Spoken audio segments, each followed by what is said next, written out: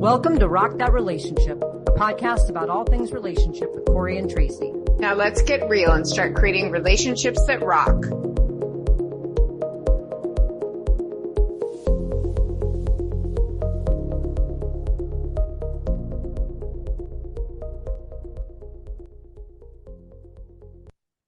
Hello and welcome back to Rock That Relationship. Tracy and I are excited to be here again for yet another season. We are at season 4 talking about dating. This is really interesting and exciting because Tracy and I met at a point in time when we were sort of dating, trying to get out there and date other people and, try to get out there and, kind of explore the dating world. And so a lot of the time that I have known Tracy and, has really been in this space of us getting out there and dating. And so this is going to be a lot of fun because I think it's going to be a walk down memory lane, but certainly really interesting when we talk about, the process for knowing when you're ready to date, kind of putting yourself out there and all the different kinds of circumstances and scenarios that can come up along the dating journey. So Tracy, welcome back. Yet another season. Are you ready for this?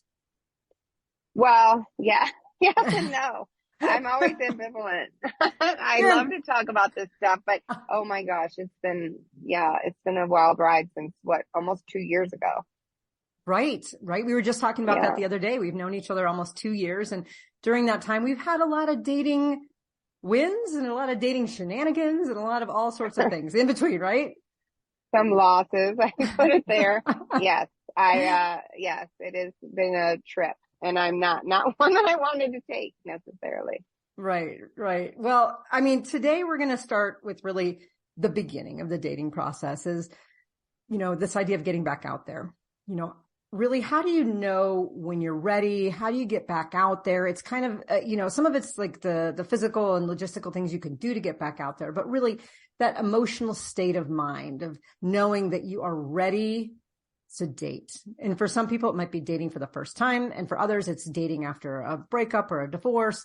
It could be any kind of scenario, but how do you know when you're ready? So let's start with this. Tracy, give me your thoughts on this.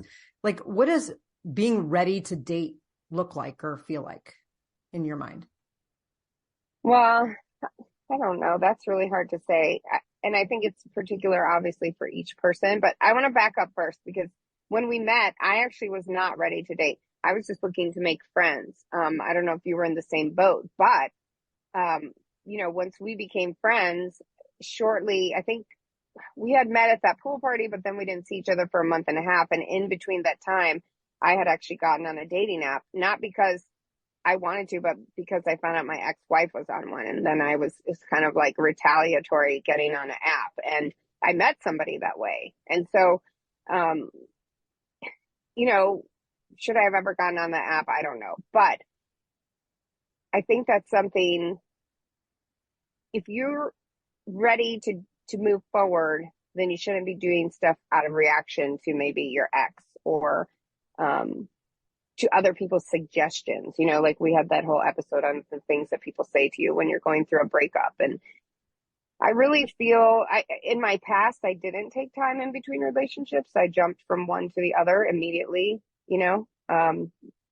With literally no pause. My ex-girlfriend reminded me of that yesterday, that I was with somebody else immediately, before her plane left town. But, now as a mature adult, I don't want to do that anymore. It's just, it wreaks havoc in your mind and on everybody else. And I think that you need to sit down with yourself and really talk it through.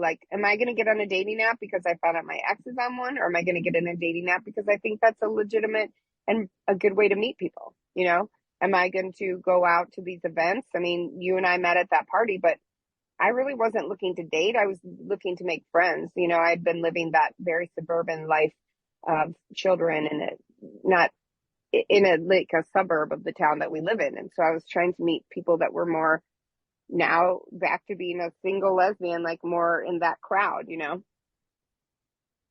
Right. Well, I mean, and that is, an important factor. What does ready look and feel like versus what do you do that makes it look like you are ready, right? The putting yourself on an app, is it convincing you, and you're doing it in a retaliatory way and, not necessarily to retaliate, but kind of as a look, I can do this too.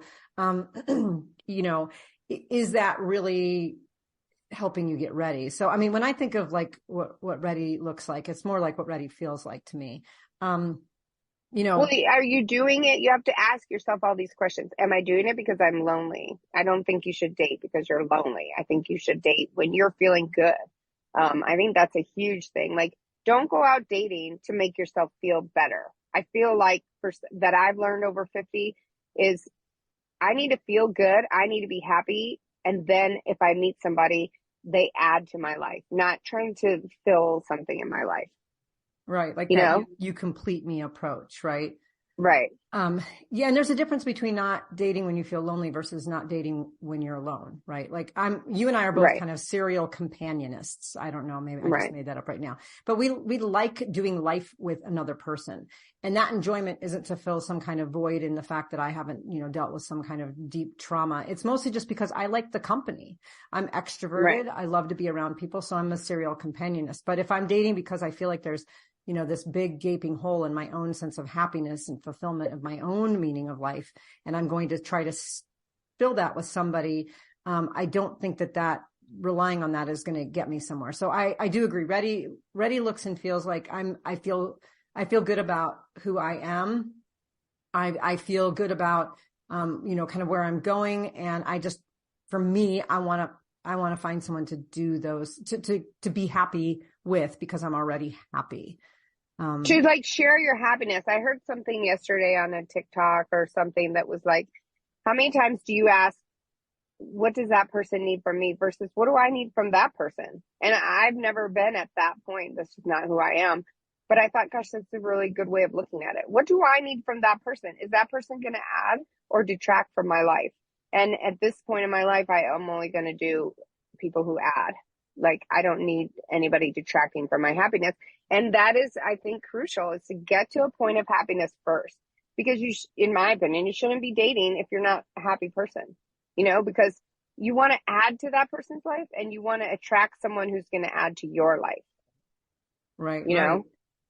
Yeah, I completely agree with you too. And, we go back to those notions of law of attraction, right? And you have these kind of higher vibrations where you are happy, you are fulfilled, and you probably will draw in people who are feeling that way too. It tends to be like if you're really lonely and you're in despair. I mean, you and I were like magnets at this pool party, and we, come to find out later, we were both like in deep despair about our lives, and then just chit chatted about, survival shows, but we probably knew at some level our vibrations were attracting each other to talk to each other because we were both going through a really hard time. And do you want to attract, a possible partner who's, if you're going through a really hard time and you're sort of attracting other people and you're just both like kind of misery loves company?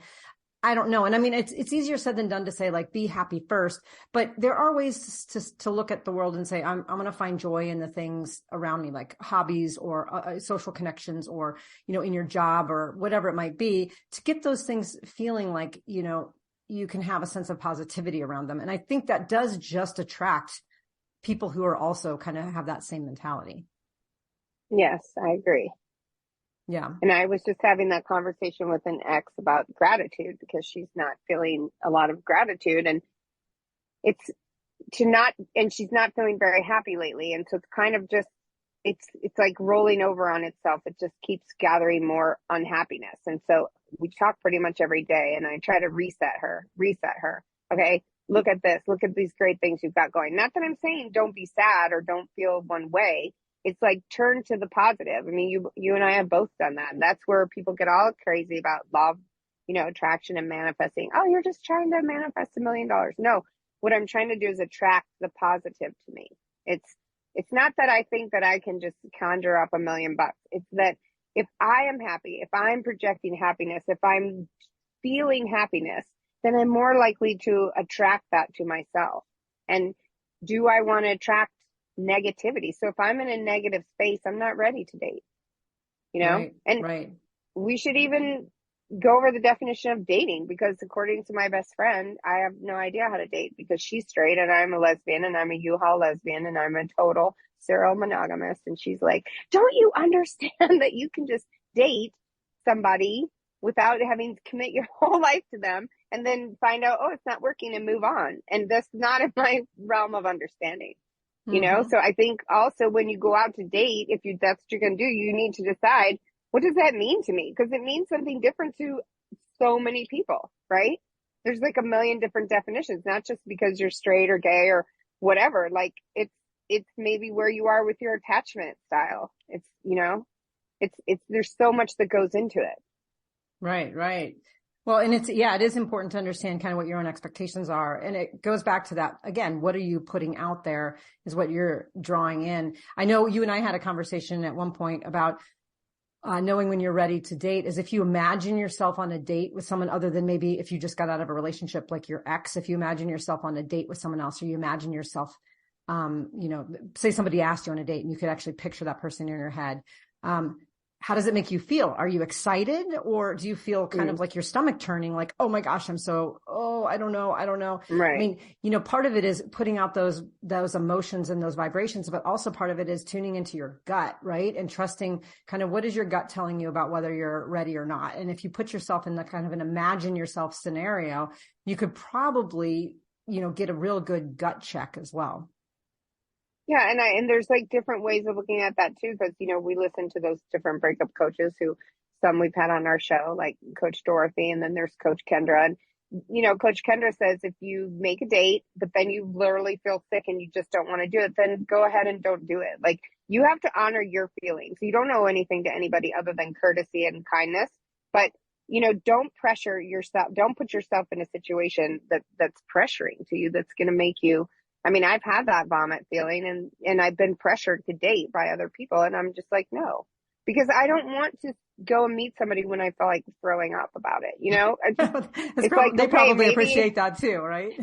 Maybe I missed something, but like, I feel better, you know, and it's true. Maybe you're not always ready. Like maybe you don't have to. And I was talking to one of my former mothers-in-law yesterday, and she's a person who's an introvert and she's a hermit, self-proclaimed, and she wants to live that way. And she was saying that, like, she doesn't want other people around. She doesn't care. She's not that way, right? And so what would be the point? I don't know why I brought her up. It was something very important and I can't remember, but like, what's the point?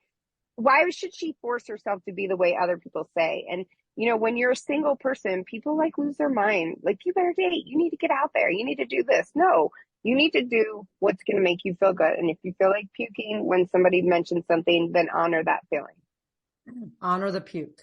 Is that what you're saying? Honor the feeling of, no, don't honor that. Honor the feeling. That won't be our tagline for this episode. No. No. Okay. Honor your true feelings about it. Okay. That sounds way more. Don't ignore them. Yeah. Yeah. Okay. All right. Let me ask you this question now. So like, say you did make a conscious decision in your mind that you do want to date, like you don't want to be like single, you know, forever, like a choice. But you want to date, you know, what are the things that you've done in the past to get ready to date, like to help yourself get to that point of, you talk about getting to the point of happiness, but also just kind of other things that you did, even logistically, like what did you do to get ready to date? Even if you didn't know who you were going to date, but just putting yourself back out there. I don't know that I've ever really done that. That's the thing is like, since I've been 21 or since I was 20 years old, I have just literally met the other person before I ended the other relationship, not in a cheating way, but like I've never had that in between time until now. And I've had that in between time now. I've dated two people since I got divorced and, I didn't really prepare for it. And those people came out of the blue. The one I met when I got on that app, as you know, just to get on there is I don't know if it was necessarily retaliation, but it was in response to my ex-wife doing it.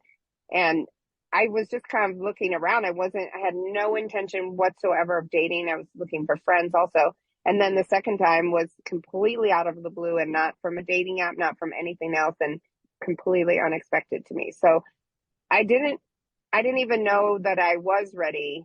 And I guess that's how I found out I was ready, that I was attracted to someone and I hadn't been attracted to anyone else since the other person, you know?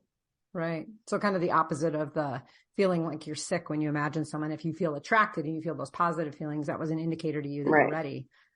Well, yeah. And I'm not a person that's going to say, oh, I'm not ready yet. Even though if I'm feeling attracted to someone, then I'm ready. Okay.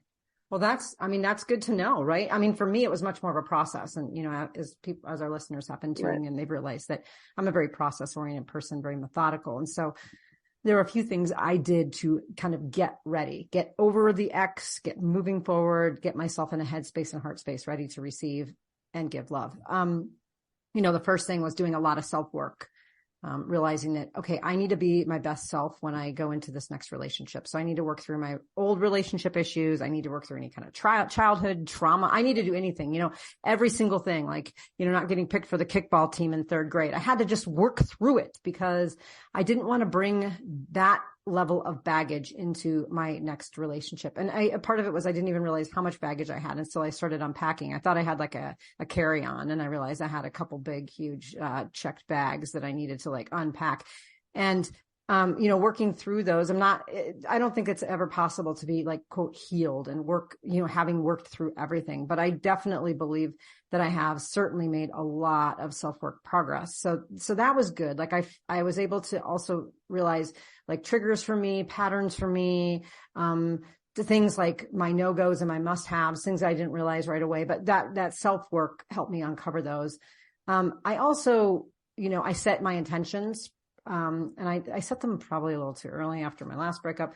But I, wrote a manifest. I started with a Dear Soulmate letter, and I wanted to make sure that I was also kind of, spiritually, and I'm not really religious or anything, but kind of like more like the universe kind of has my back kind of feeling, but spiritually ready to receive someone. Like, am I open? Am I summoning the person that I want? And so, again, like you with the manifesting, it's not like I'm like, I wish for $1 million and then you have it. But part of it was writing that manifest and kind of setting those intentions also helped me be ready to know when I saw it, maybe I don't want to pass that person up. And that was really important, particularly for my current partner. Was I wrote a manifest, and it was almost like a checklist of things. And when I met her, I was like, wow, like she meets a lot of those things. And so I knew I didn't want to pass up the opportunity. Hello. She was like as if you had conjured up your list in real life. I know. Maybe I should have put pretty uncanny. And $1 million at the end of that manifest. Because then she would have shown up and said, "You want to go on a date? By the way, I have a check for you." I mean, that could have been really cool.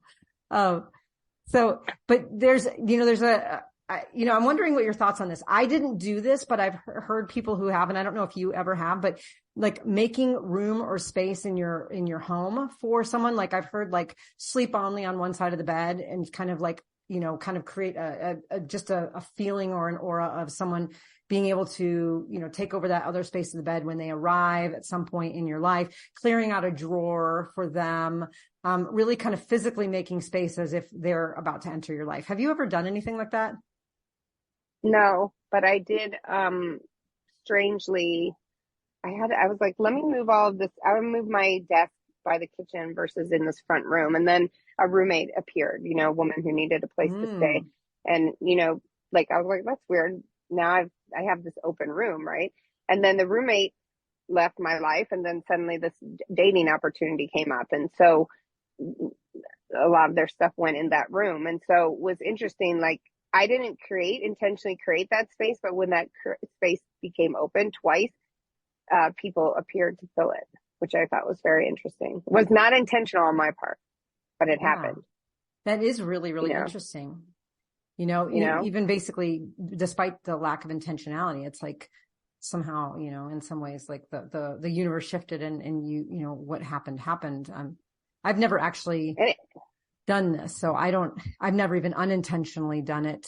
I had my ex. That would kind of make me sad to do that though. I know. I mean, I happen to have an empty dresser after my ex and I split up, and I only sleep on one side of the bed. So I guess I was unintentionally doing it as well, only out of a habit, less out of like trying to summon someone. I'll try this because I sleep diagonal across the bed. Plus I have multiple creatures in there at any time. Although I woke up this morning and no one was there, and I was so offended. Aww. I was like, well, no, they both went to the living room, and then the one was on the floor where he always is. But I was like, what?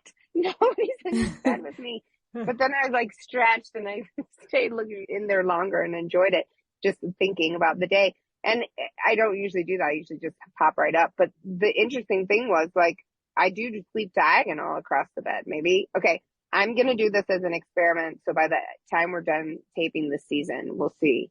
I'm going to I'm going to do this. Okay. Okay. Yeah. Well, so See we're if going to it basically does see at the any end of good. the season, I'm going to say, Tracy, is anybody else sleeping in your bed with you? And then you're going to say, yes, Right. it We'll worked. see. Or no, it didn't. Well, or no, it didn't. Yeah. We don't know. This is the big mystery. Exactly. What will happen?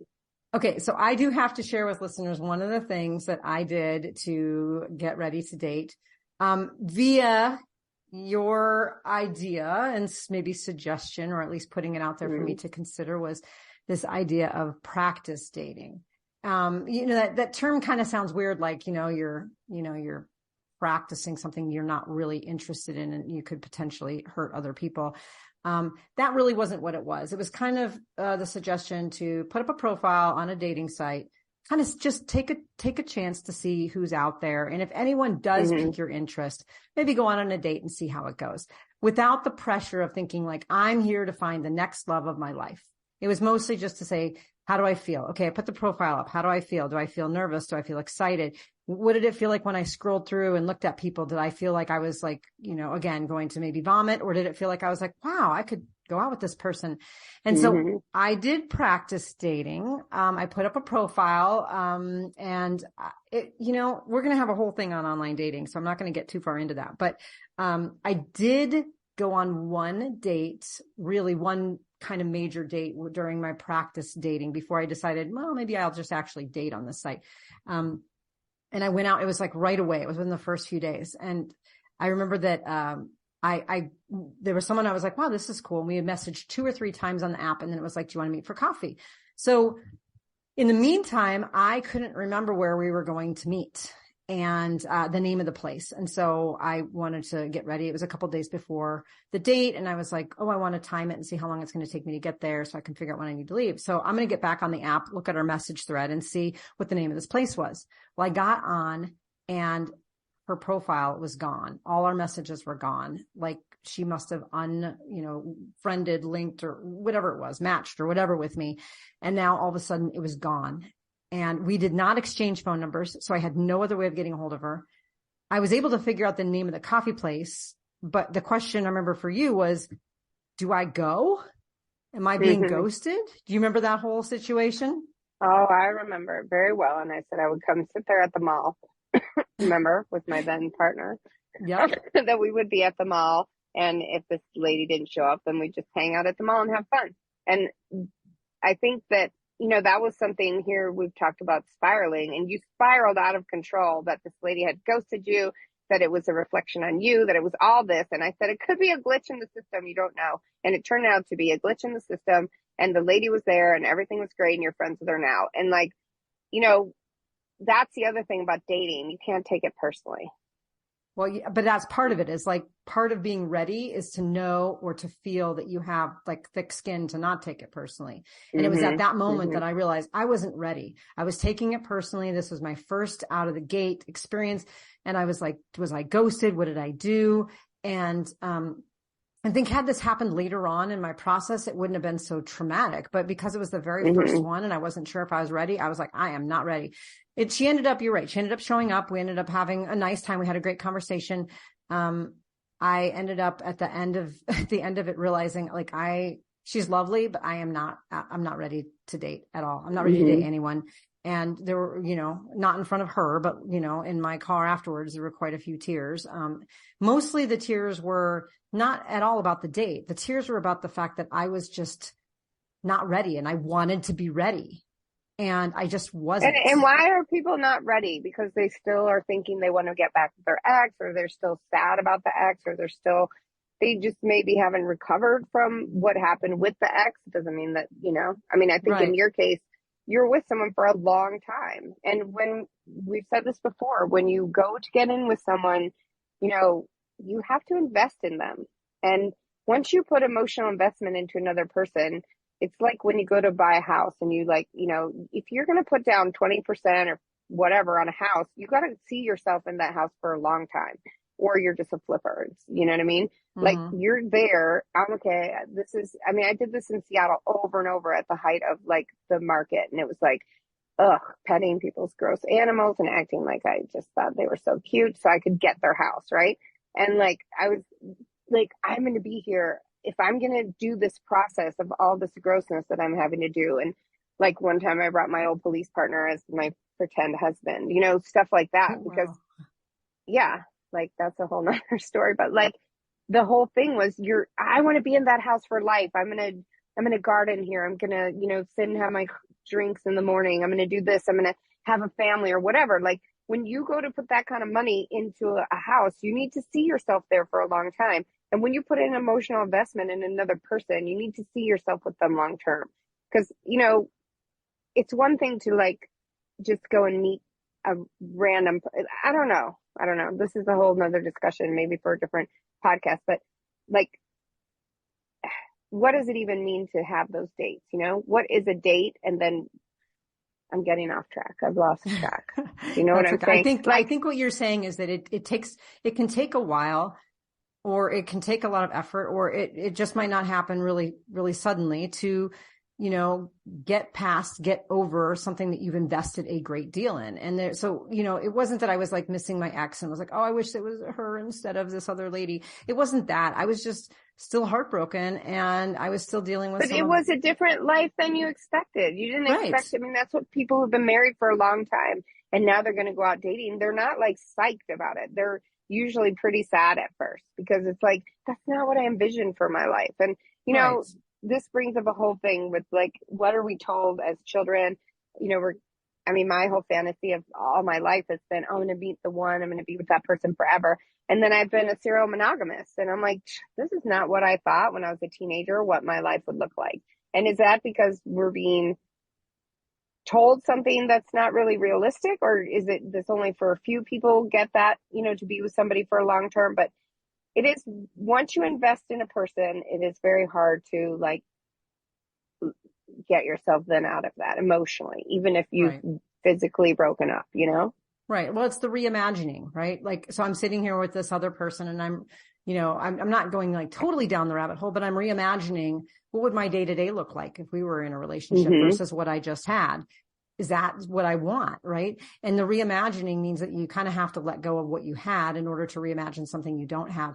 And that is taxing, right? And it's scary, and it brings up a lot of emotions. So part of it was, the crying was about like, I'm, kind of sad and heartbroken and still dealing with that, but it's also this idea that my future is going to look really different.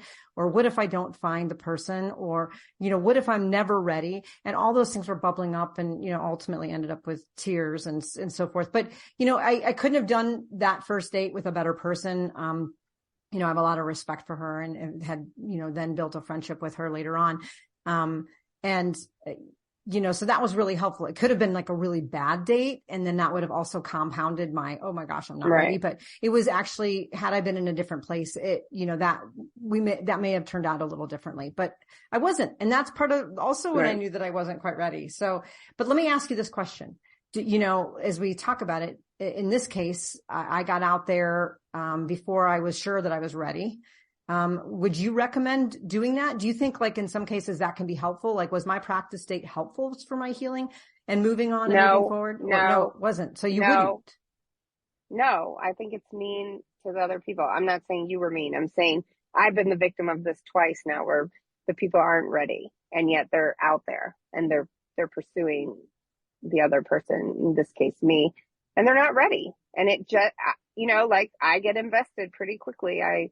If I'm going to go out with someone on a date, I've already decided I like them. Like I've already sussed you up. I was a cop. I have very good instincts for that. I've met thousands of people in my life. And so I'm not wasting my time. I'm not a person who's going to go out with random people, or, somebody I can tell automatically I'm not going to connect with in that way. Like I have a ton of friends, but there's been like 8 women that I've been attracted to in my entire life. And so if you're not ready, just leave everybody else out of it. I have very strong feelings about that. Okay. But let me ask you though, because you did suggest practice dating to me.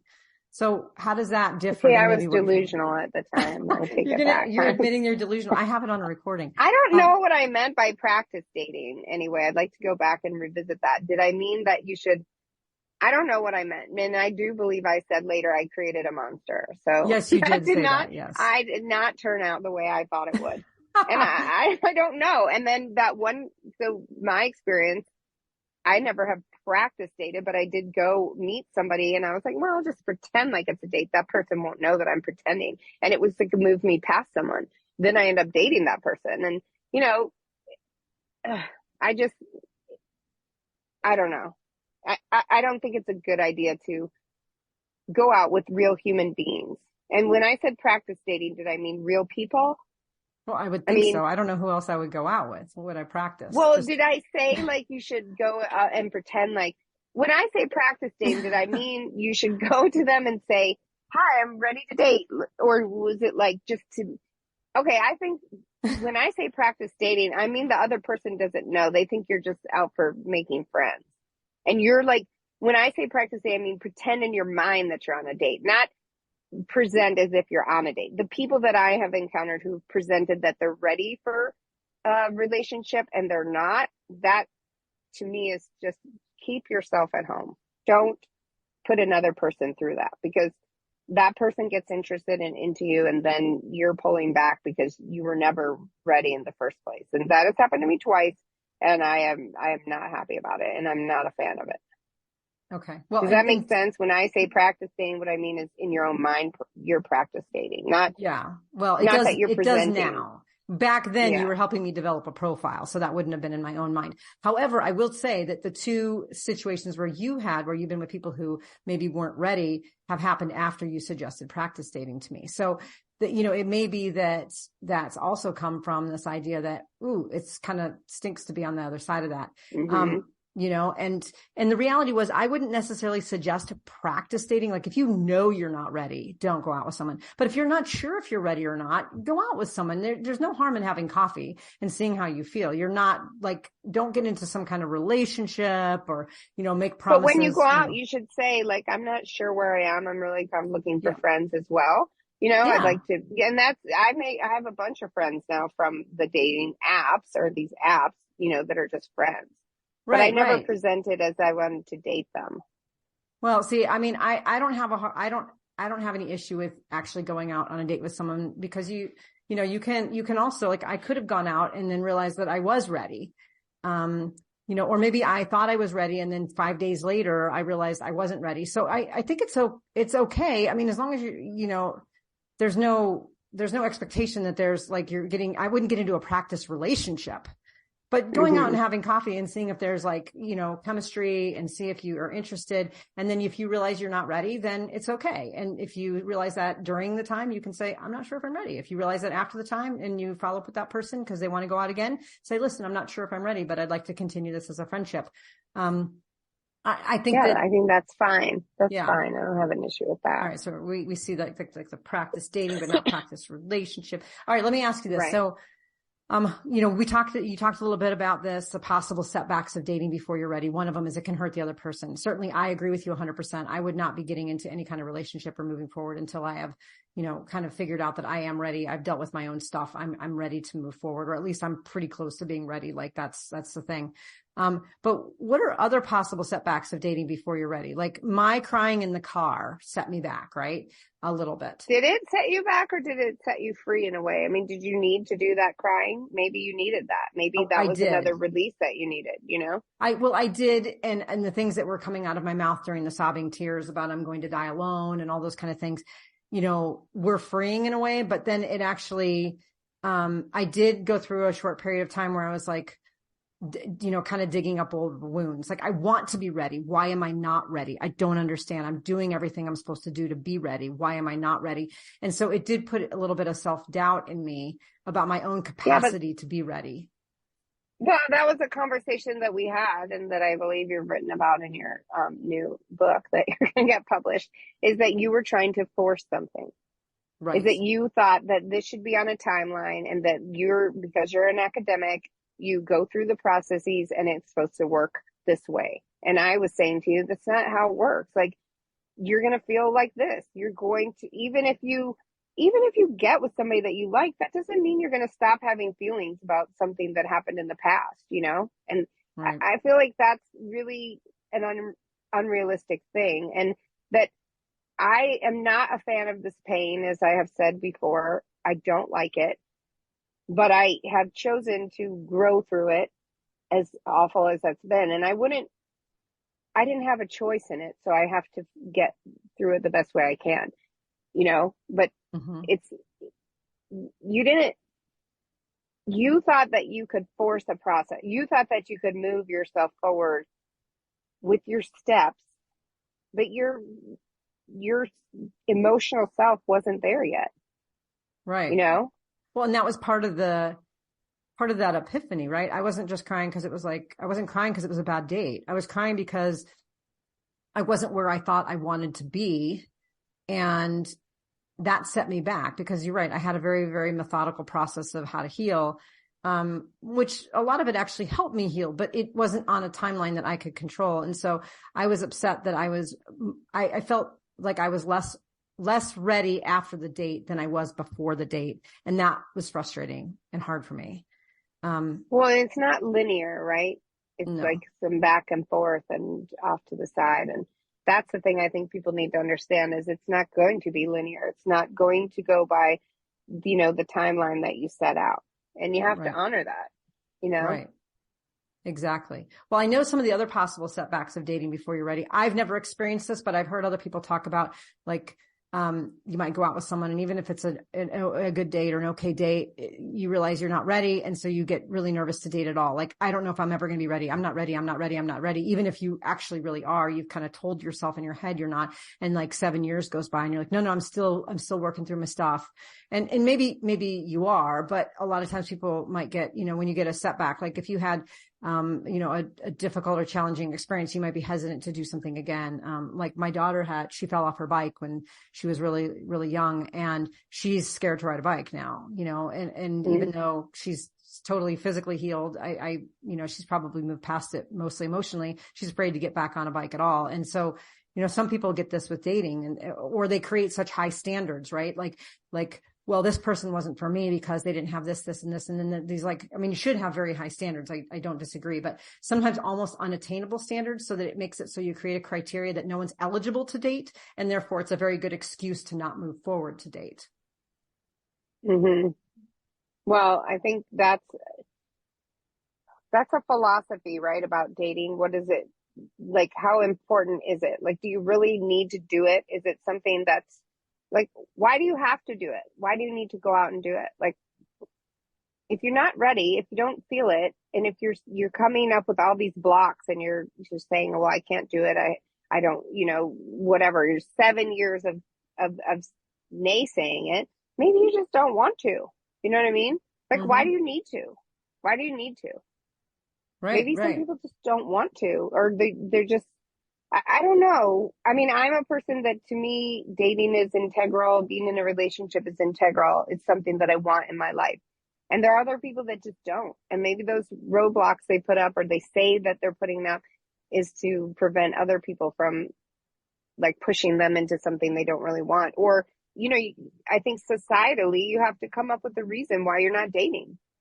You listen to these comedians and everybody, or people talking about how, everyone's pressuring them, married straight people to have kids and things like that. It's like all these expectations that other people put on you, or that you should have to have. I think that causes, like, this extra pressure on people. And then they need to come up with excuses as to why they're not doing it. Maybe they just don't want to.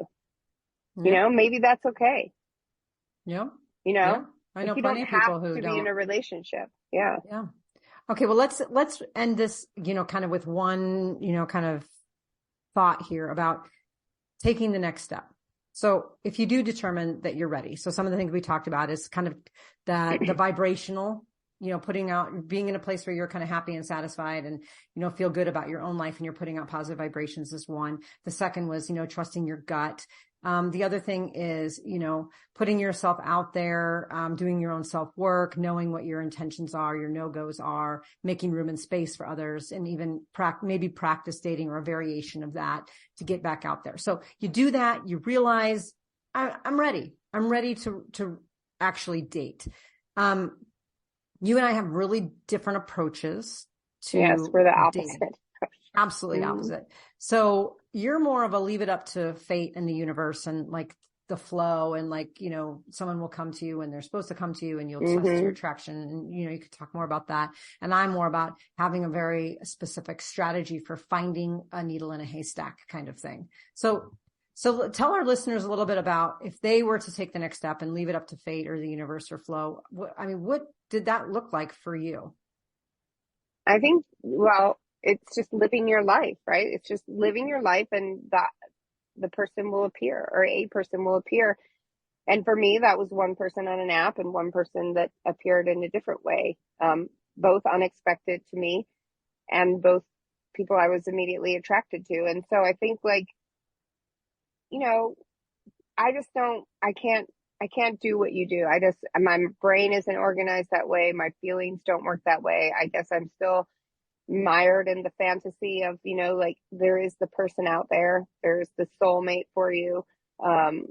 And they will come when things are right, and I will float along until that happens. Now, I'm not saying that works out always, but I've had some very intense love affairs, and I guess to me, I didn't go looking for those people. They just came. Your process is much more deliberate. And I think you've gotten a more deliberate outcome too, than mine. Mine is chaos and, chaos everywhere. That's all I have to say.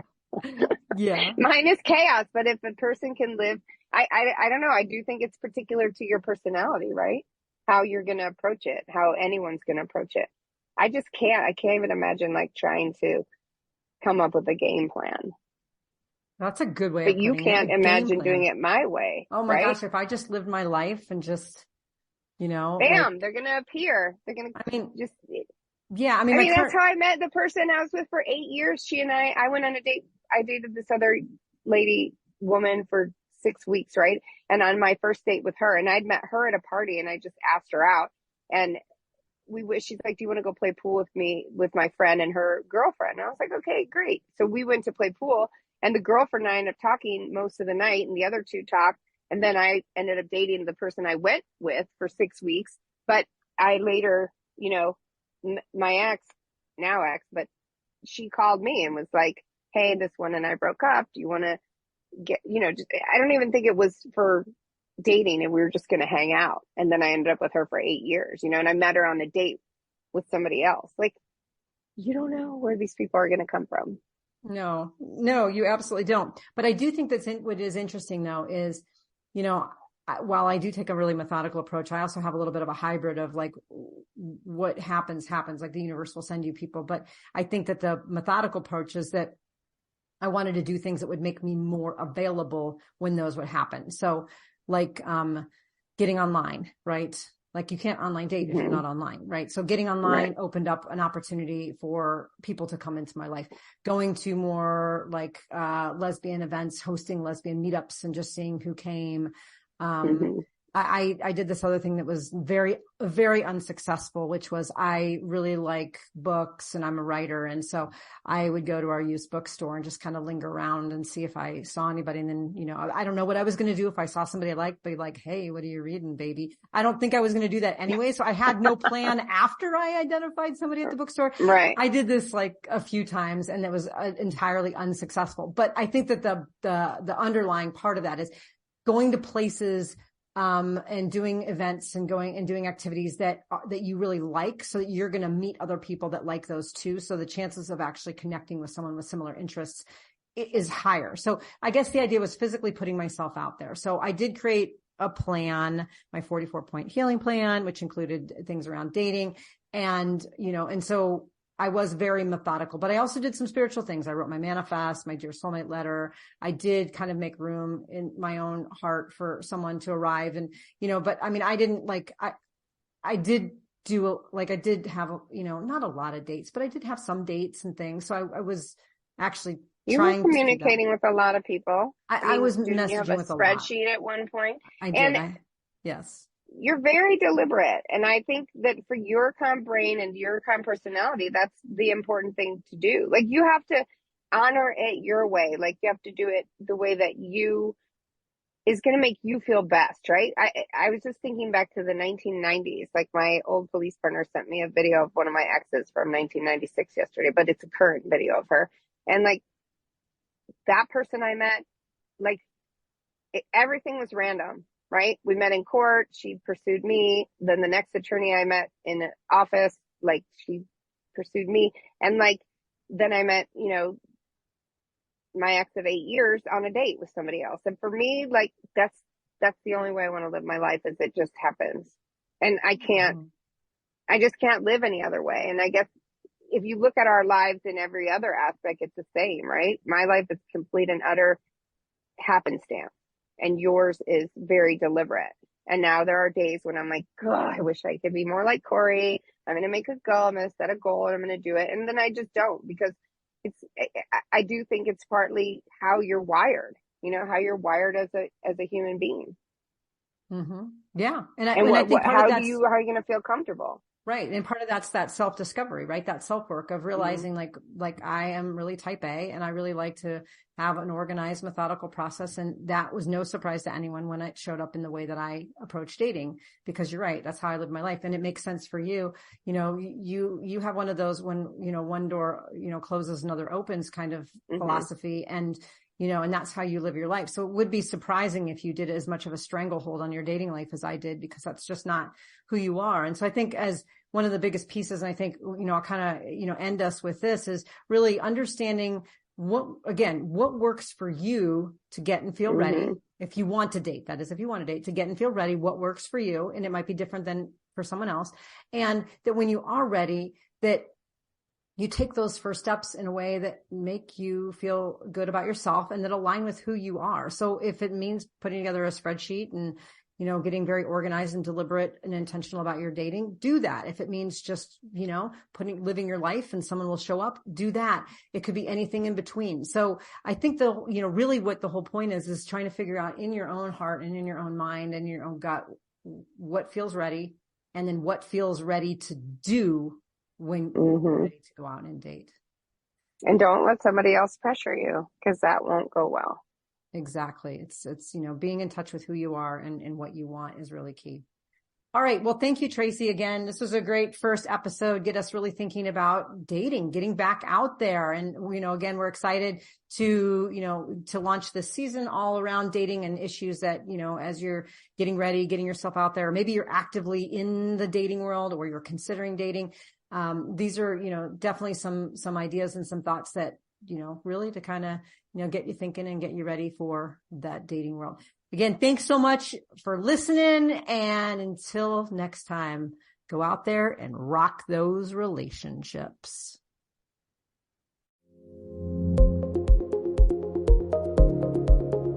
If you liked what you heard, check out our show notes for resources from today's episode. Make sure to follow us on Facebook and Instagram under Rock That Relationship, and go to our website at rockthatrelationship.com for updated episodes and more great information. Thanks for listening. Now go rock those relationships.